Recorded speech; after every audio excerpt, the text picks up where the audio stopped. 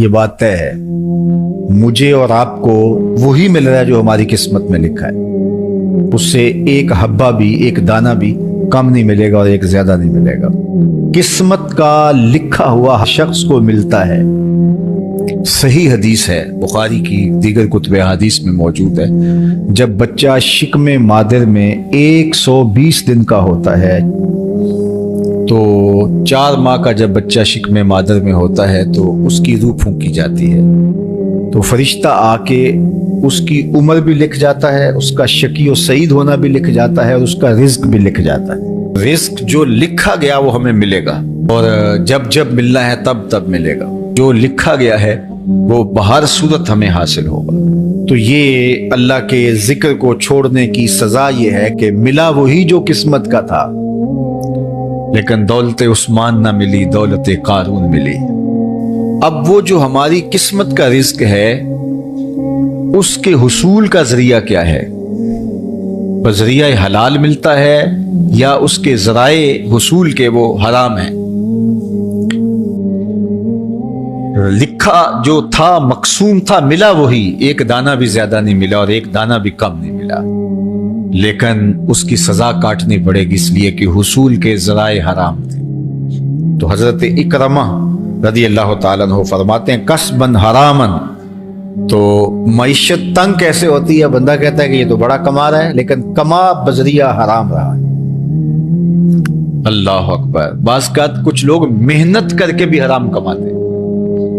ہم نے دیکھا کہ اس گرمی میں جو لوگ مزدوری کرتے ہیں، اور بالخصوص لوہے کی بھٹی پہ جو کام کرنے والے ہیں، کتنا سخت کام ہے، لیکن وہاں بھی جو ہے وہ چاہے 15-20 منٹ جو ہے وہ خیانت کر کے اپنے اس رزق کو حرام بنا لیں اور ناجائز کر لیں، اتنی مشقت کے باوجود بھی کیتی کتری پئی خو محمد تے سکہ بنیا زردہ۔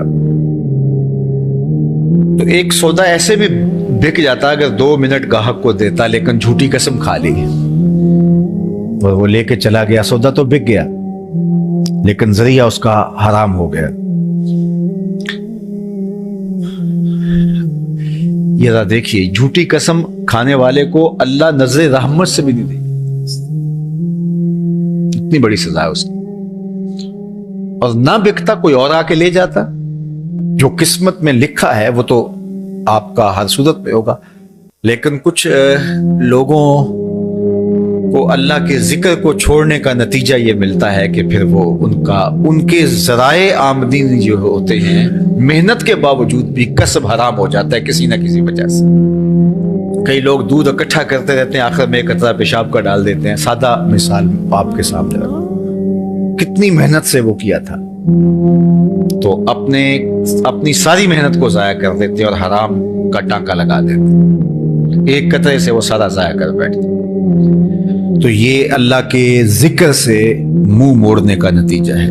جب تمہارے دل اللہ کی یاد سے خالی ہو جائیں گے، تمہاری زندگیوں میں قرآن نہیں ہوگا، تمہاری زندگیوں کے اندر اسلام کے اجالے نہیں ہوں گے، تو پھر نتیجہ کیا ہوگا کہ معیشت دنک کیا ہے؟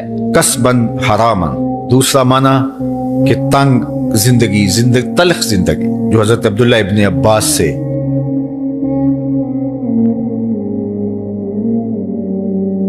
یہ امت خلیفہ بلا فصل، خلیفہ اول، امیر المومنین حضرت سیدنا ابو بکر صدیق رضی اللہ تعالیٰ عنہ کی مرہون منت ہے، ان کی احسان مند ہے۔ اقبال نے کہا تھا امن الناس بر مولائے ما، کلیم اول سینائے ما، ہستی او کشت ملت را چوں ابر، ثانی اسنین و غار و بدر و قبر۔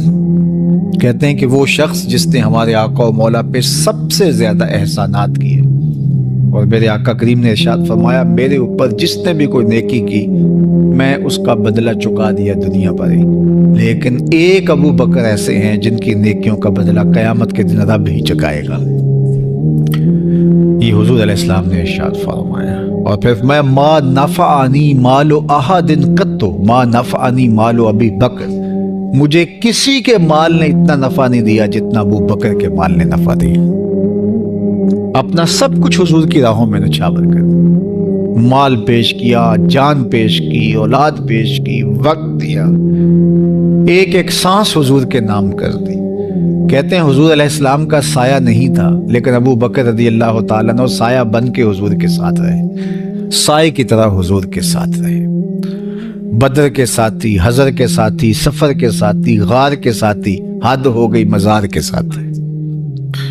اللہ اکبر۔ ایک دن حضور ایسے نکل رہے ہیں مسجد نبوی سے، تو کوئی لوگ داخل ہو رہے تھے، تو حضور کے دائیں ہاتھ میں ابو بکر کا ہاتھ تھا، بائیں میں حضرت عمر کا ہاتھ۔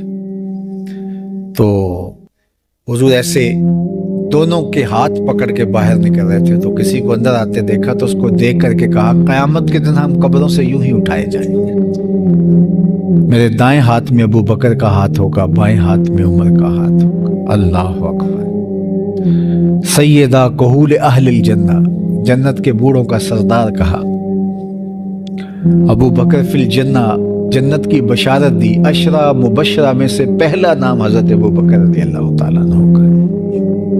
فرمایا میرے 2 وزیر آسمان پہ ہیں، 2 وزیر زمین پہ ہیں۔ آسمان پہ میرے 2 وزیروں کا نام جبرائیل و میکائیل ہے، اور زمین پہ اوپر میرے 2 جو وزیر ہیں، ایک کا نام ابو بکر ہے، ایک کا نام عمر ہے۔